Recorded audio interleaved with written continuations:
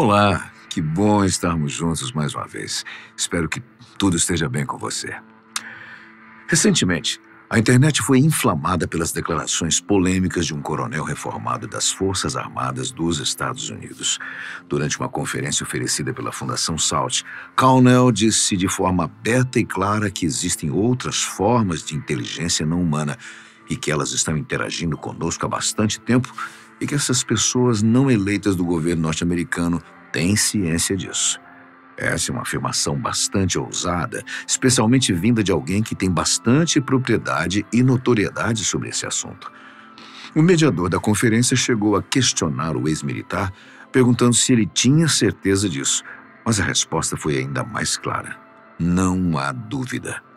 No vídeo de hoje, vamos apresentar a você as principais informações privilegiadas que foram oferecidas pelo coronel e explicar como isso impacta nas investigações ufológicas que já estão sendo desenvolvidas pelo mundo todo.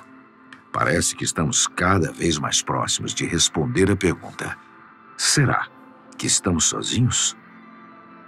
Antes de mais nada, vamos fazer uma breve apresentação do currículo do comandante, apenas para que fique claro que estamos lidando com alguém que sabe do que está falando. Colonel se formou em engenharia elétrica e logo o Exército o mandou para trabalhar com projetos de comunicação estratégica na Europa. Isso permitiu que ele atuasse numa estação terrestre de satélites até chegar ao Comando Espacial do Exército. Depois disso, a organização proporcionou que ele fizesse um mestrado em engenharia mecânica, um mestrado em estudos estratégicos e uma pós-graduação em ciência da computação. Com esse conjunto de conhecimento, Nel passou a oferecer consultoria para empresas que atuam no mercado de defesa e comunicação, como a Bell Labs e a Lockheed Missiles and Space. Mesmo assim, ele permaneceu no Exército e continuou a subir de patente até se tornar coronel. Ele foi o responsável por ativar uma nova inteligência militar expedicionária do Exército e foi acionado nominalmente para se tornar o conselheiro do vice-chefe do Estado-Maior do Exército. Tudo isso, é claro, culminou para que ele se tornasse o diretor da Força-Tarefa de Fenômenos Anômalos Não Identificados, sua última missão e a que mais interessa a nós. Para quem não se lembra, essa força-tarefa faz parte do Departamento de Defesa dos Estados Unidos e é responsável por investigar fenômenos exóticos que não podem ser explicados.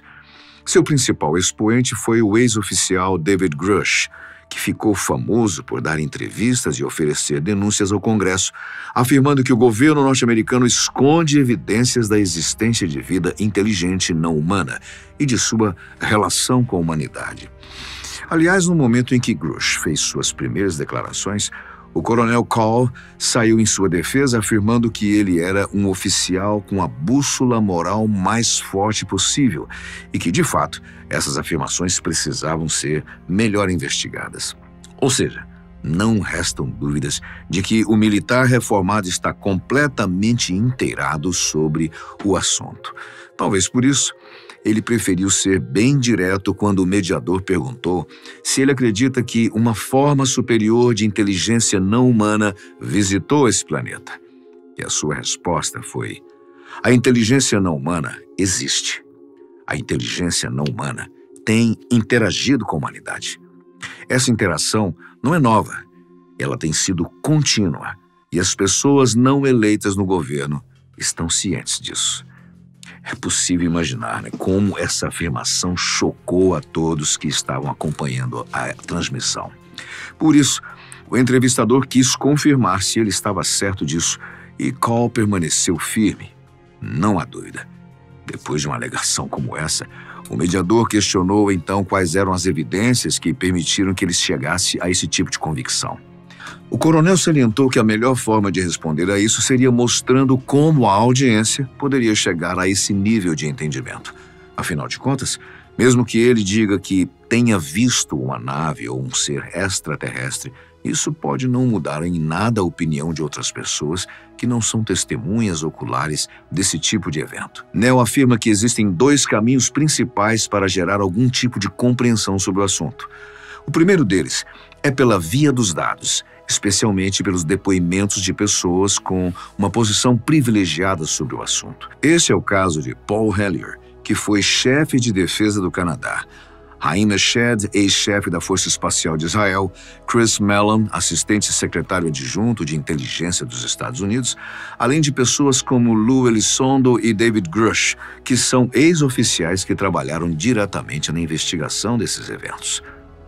Todas essas pessoas já afirmaram, de uma forma ou de outra, que a Terra já foi e está sendo visitada por seres inteligentes vindo de outros planetas, e que a humanidade já pode estar sendo influenciada por esse contato, seja pela adoção de novas tecnologias exóticas ou mesmo pelas mudanças em nossos paradigmas filosóficos e existenciais. O segundo caminho possível citado pelo coronel para chegarmos a essa constatação seria o que ele chama de princípios fundamentais. Segundo ele, cogitar que exista algum tipo de forma de vida inteligente em outro lugar além da Terra não deveria ser tão absurdo. Afinal, existem bilhões de galáxias com centenas de trilhões de planetas que têm condições para o surgimento da vida parecida com a nossa. Além disso, a vida levou cerca de 500 milhões de anos para se desenvolver aqui, e o universo tem pelo menos 13,8 bilhões de anos. Então, não só é plausível acreditar que existam seres inteligentes em outro planeta, mas provavelmente o universo inteiro está cheio de vida. Só não é possível observá-la com tanta facilidade por conta da sua imensidão. Outro ponto interessante que o coronel ressalta é em relação à transmissão de sinais intergalácticos. Aqui na Terra nós temos um programa dedicado a rastrear sinais enviados por outras civilizações. Ele se chama SET, que é a sigla em inglês para Busca por Inteligência Extraterrestre. Uma das principais abordagens desse programa é analisar frequências de rádio captadas por radiotelescópios, já que esse tipo de sinal não ocorre naturalmente. E caso seja captado, poderá ser uma evidência de que não estamos sozinhos. No entanto, nós mesmos não fazemos tantos esforços para nos comunicar com outras civilizações. Então, é fácil supor que eles fariam o mesmo. Também é preciso considerar que a nossa tecnologia atual é bastante limitada e que nós poderíamos estar recebendo sinais o tempo todo, mas não somos capazes de captá-los, muito menos de decifrá-los, o que seria o principal problema para qualquer tipo de comunicação entre seres que se desenvolveram de maneiras completamente diferentes. Mas, mesmo que essas iniciativas não sejam tão promissoras, ao menos por enquanto, o coronel garante que existem modelos físicos que sugerem que as viagens interplanetárias seriam muito mais praticáveis do que podemos imaginar. E por isso, seria seguro afirmar que nós fomos e estamos sendo visitados, mesmo que ainda não tenhamos encontrado sinais claros da existência desses seres. Depois de todas essas declarações, o mediador da conferência questionou por que os governos e demais entidades ainda estão tão relutantes em revelar essas informações ao público. Para surpresa de todos, o coronel ofereceu não apenas uma, mas 6 razões básicas para explicar esse silêncio. Primeira, a mais importante delas, é a preocupação com a segurança nacional, pois uma revelação dessa magnitude teria impactos sociais, econômicos, políticos, religiosos e diplomáticos sem precedentes. Segundo, porque ainda não há um plano concreto capaz de mitigar esses efeitos negativos, o que coloca o assunto em um estado de procrastinação constante.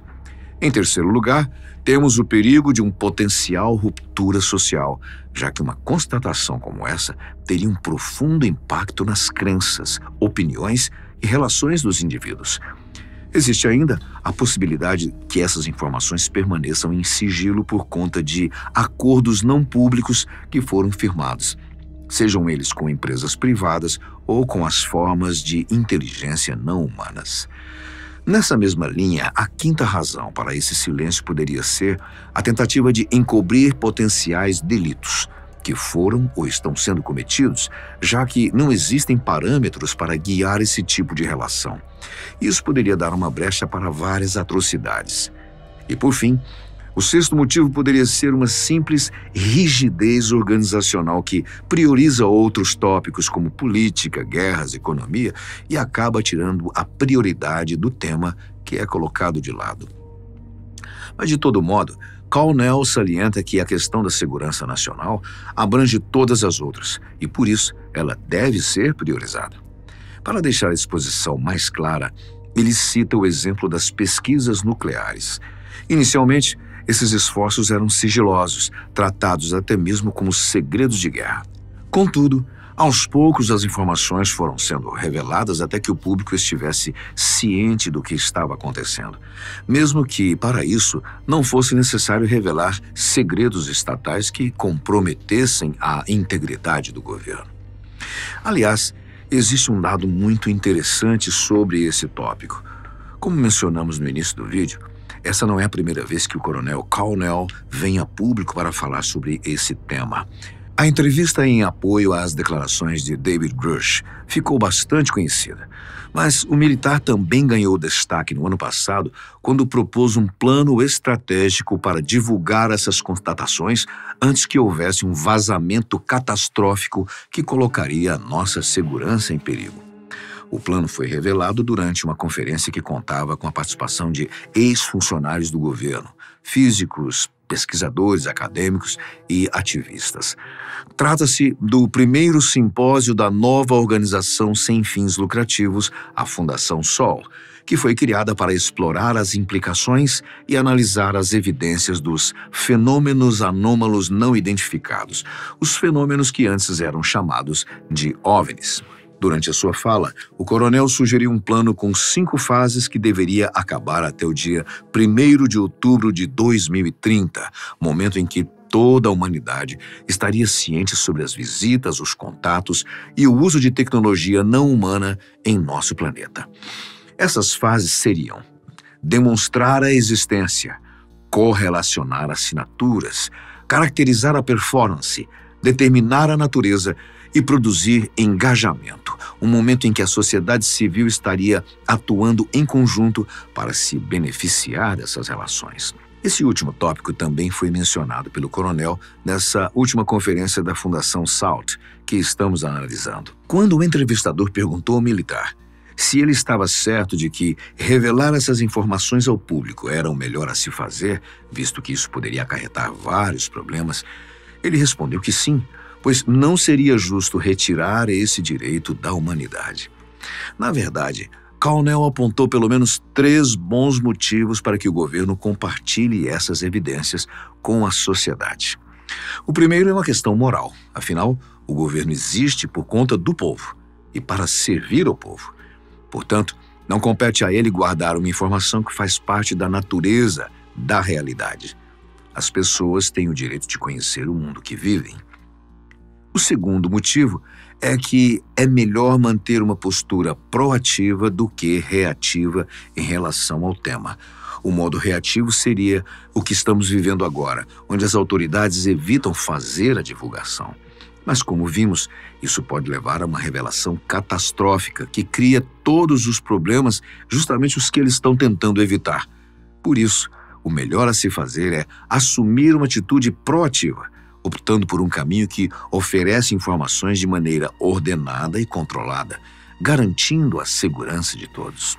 O terceiro ponto diz respeito às melhorias sociais que seriam possíveis assim que a população estiver ciente do que está acontecendo.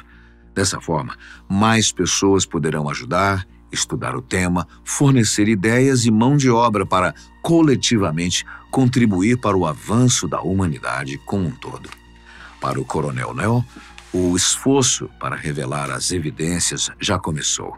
Basta prestar atenção aos sinais. O Pentágono já conferiu acesso público a vários documentos que eram mantidos sob sigilo.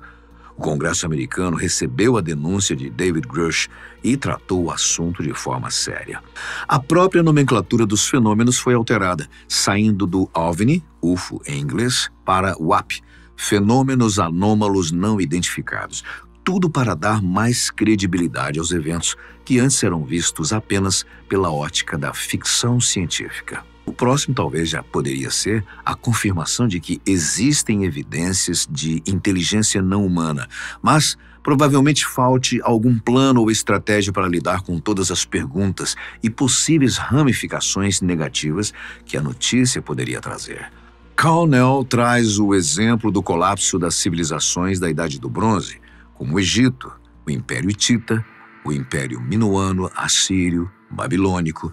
Todas essas sociedades altamente sofisticadas declinaram em pouquíssimos anos, o período de uma geração humana, e por motivos que ainda não são totalmente conhecidos. Talvez os atuais governantes tenham medo de encarar esse desafio e continuem mantendo as informações em sigilo para delegar a responsabilidade para os próximos. Talvez eles julguem que a nossa sociedade não esteja pronta, mesmo com tantas evidências que já foram divulgadas. Afinal, uma coisa é acreditar, outra é saber.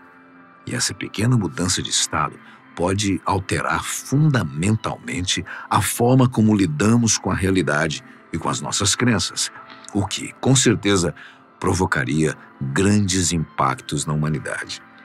Isso sem contar um outro fator muito importante. Será que essa inteligência não humana poderia representar uma ameaça para nós? Segundo o Coronel Nell, é difícil responder a isso, pois já que não temos muito conhecimento para nos embasar. Ainda assim, é possível supor que essa outra civilização seja governada por leis naturais semelhantes às nossas, já que essas devem ser universalmente compartilhadas por todas as entidades existentes. Sendo assim, é provável que esses seres tenham sido moldados por leis de conservação parecidas com as que foram teorizadas por Charles Darwin, por exemplo. Provavelmente, eles passaram por algum tipo de processo evolutivo e foram moldados de acordo com a oferta de recursos e a capacidade de se adaptar ao ambiente. Além disso, podemos supor que eles desenvolveram relações sociais complexas e podem estar dispostos a se relacionar pacificamente conosco, mas desde que os recursos atuais sejam suficientes para a sobrevivência de ambas as civilizações.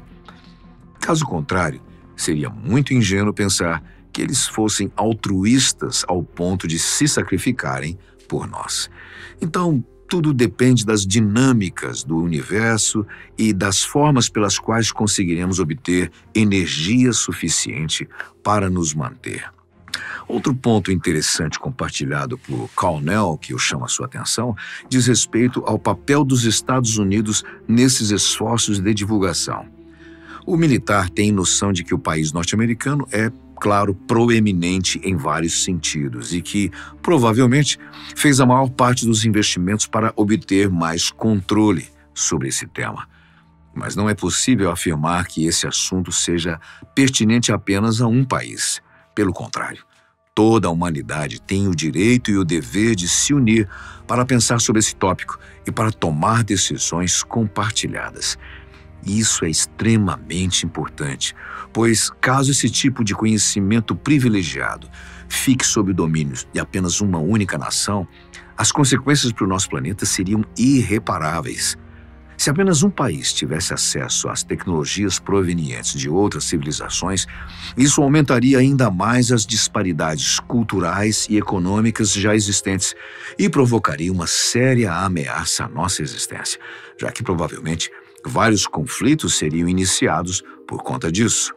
O certo será pensar em dois mundos diferentes, um pré-divulgação e outro pós-divulgação, sendo que entre eles será preciso somar esforços que facilitem a adaptação e assegurem a sobrevivência das próximas gerações. Isso inclui a assinatura de termos para regulamentação de armas, planos para executar viagens espaciais, estratégias para o desenvolvimento de técnicas de comunicação entre as espécies, enfim, existe uma longa jornada para percorrer. Mas e você? Está pronto para receber uma notícia dessas?